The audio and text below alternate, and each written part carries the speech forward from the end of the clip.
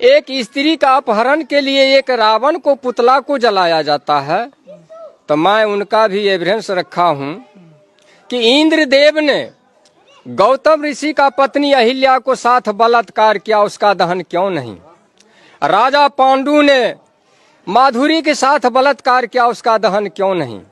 ऋषि पाराशर ने केवट के बेटी सतवती को भगा कर ले गया और उसके साथ बलात्कार किया, उसका दहन क्यों नहीं? बृहस्पति के पत्नी तारा को बनमंती चंद्र ने अपहरण कर बलात्कार किया, उसका दहन क्यों नहीं? ब्रह्मा ने अपना पुत्री सरस्वती के साथ बलात्कार किया, उससे बेटी पैदा किया, उसका दहन क्यों नहीं? और इतना ही नहीं, राजा नरक के रानिया के साथ में कृष्ण ने जबरदस्ती दुर्व्यवहार किया, उसका दहन क्यों नहीं? और स्वयं के बहन सबोदरा के साथ कृष्ण ने जबरदस्ती दुर्व्यवहार किया, उसका भी तो दहन होना चाहिए। अब सोचिएगा, राधा और कृष्ण का रिश्ता क्या है? उनके धर्म शास्त्र ग्रंथ के अनुसार राधा कृष्ण का मामी है। अगर कोई भांजा मामी के साथ रंगरलियां मनाएगा तो कोई छोड़ेगा? और इतना ही नहीं, महाभारत में भीष्म पितामह ने तीन लड़कियों को अपहरण कर बलात्कार किया, अंबा, अंबे, अंबालिका। और इतना ही नहीं, रामचरित्र मानस के सुंदर कांड के पृष्ठ नंबर 58 पन्ना उलट करके अभी देख लीजिए, ये क्यों लिखा? ढोल गमार शूद्र पशु नारी सकल तारिना के अधिकारी, क्यों लिखा? मनोकामना पूरी होगी ऐसे कहते जनता को, और घंटी बजा बजा करके ठगते रहता जनता को कि 22 वेद पुराण भारत में कहां से आए?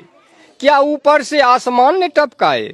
नहीं गिरे वेद पुराण अमेरिका रूस जापान में, और वेद पुराण टपके इस भारत में तो ये अंटीना वाले को मकान में। कि वीरों के वीर हनुमान यहाँ फिर स्वर्ण पदक के लाले क्यों? कि धन का देवी लक्ष्मी यहाँ फिर भूखी नंगी जनता क्यों? और ज्ञान का देवी सरस्वती फिर अनपढ़ जाहिल जनता क्यों? इन मनोवादियों ने हमारे 85% मूल निवासी भाइयों को भरमाया है।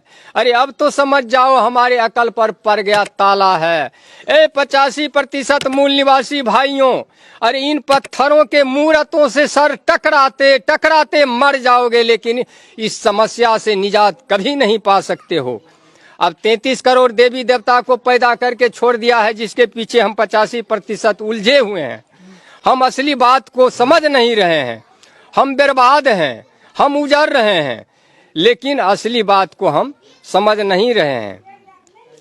छोटा सा एक दोहा के तौर में आपको समझाना चाहूंगा।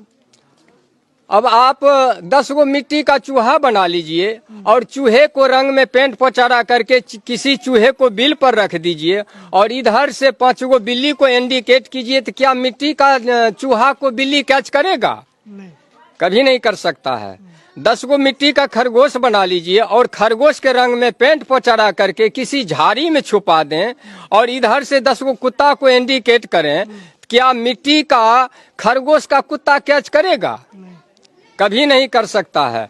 हम इतना ग्रेजुएट होते हुए मानव, पढ़े लिखे, डॉक्टर, वकील, इंजीनियर, प्रोफेसर, जज, कलेक्टर, IAS, APS हो करके भी हम माटी के हनुमान, शिव शंकर, दुर्गा, काली, पार्वती, लक्ष्मी, सरस्वती, गणेश बना करके रंग पेंट पोचारा करके लंगोटा साया साड़ी ब्लाउज पहरा करके कल जोड़ करके गिराते हैं, हनुमान हम पे कृपा करो।